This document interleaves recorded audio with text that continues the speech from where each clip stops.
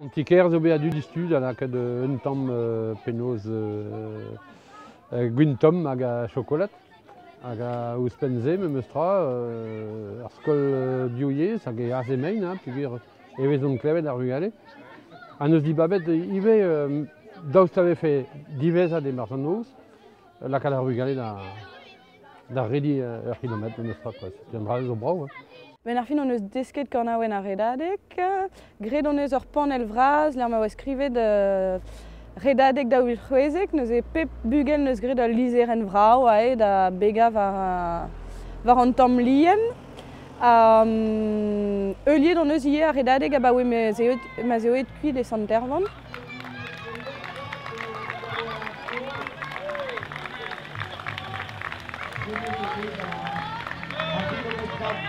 Nou gaat ouzet dat tiker pleider roaz.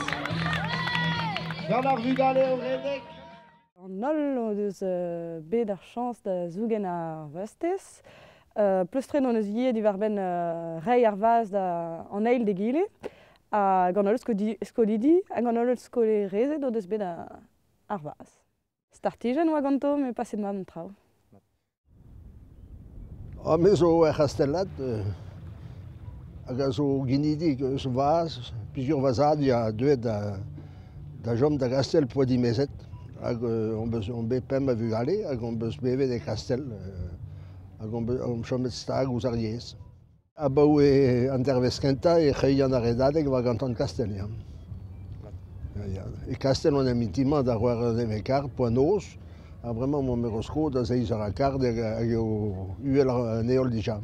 Evel just, me hag a zo un an kroz dija am eus plujadur ur ton, ha balamou ma ven an dre yaouan hag a zo bet o teskiv rezulek pemp loaz, dek loaz, pemzek loaz zo, hag a gemer an traoù e karg hag a zan traoù war a raok. Ha gole meus tud evon war gaiak war en ez vaz, me meus ket golet kemen ar e yaouan ha meus tra dervez.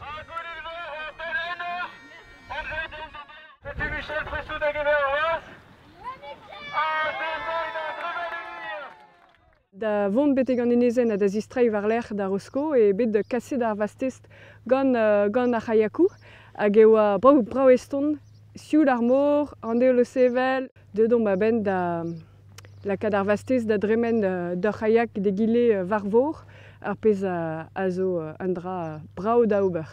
A pez a zo unan deus perchoumad ar redadeg eo meskatud a zo amañ vet ar yez da vad, tudal a zo giz ma lavar redadeg a za didadi, setu padremen a redadeg e rosko, ez eus tud diavez eus un emzaou a jiko ar c'hanomp da gaout an ent gwella da vont war vor bete genez vaz. Ar kilomet, ne ket ar gwir kilomet, met ur mare a gabad tre c'hoar a 16 minuten. Setu o bet trus fermet an amzer e niver a kilometrajou da veza penaos assemblez gant ar redadeg e kaver an eur. Setu egurionez o kalz beroc'h evel just ne medez ur keken buan war c'haiak eget en ur redek. Un traktour eo en eus gret labour ar c'hamion war enez vaz goude ar eur eo un enezenn gant kalz labour douar, setu eus tractorien forzh pegement. Setu a pli just pignet eo goulc'hen hag ar bignaouer en traktour hag o deus gret labour kamion ar redadeg war enez vat. Fromm zo bet, ya. Frommus kenan e oa reiñ ar vastez war vor. Moi ki chanjet penaos e viche, me chanjet moi e viche martze un tamik startor. Gant aon leuskel ar vaz da gweza, me bon, ma deo bet. Me frommus eo, ya, a pas eus son ere souspenn, ar bignoù braz o seni a drezor. An emren takon emaout war vor, kaver ar rouez eo brav. Reiñ ar vastez ar brezhoneg a dorn da zorn emoset an dud war vor a zo extra, brav kenan e oa.